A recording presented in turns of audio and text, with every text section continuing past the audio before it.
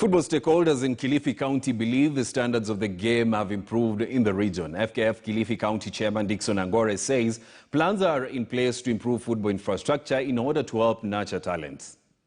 Season iliyopita timu yetu ya MTG ilikosa nafasi ya kuingia katika ligi kuu kidogo sana kwa sababu ilienda playoff na ikatolewa kwa playoff. Kwa hivyo nina matumaini yangu kwamba muhula huu tutapata timu katika ligi kuu ya wasichana.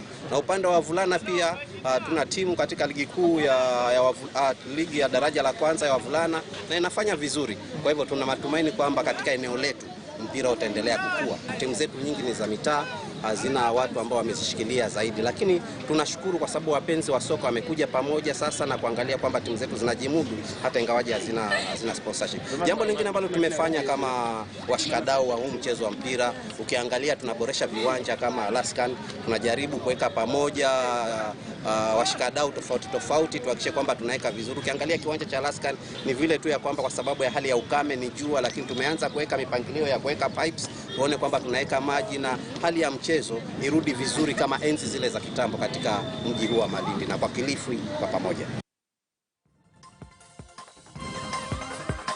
Well, of course, at that point is where we call it a night right here on KTN Sports. But I'll be coming up in a bit for the FKF PL review show. We'll be talking about the matches that were played in round 16.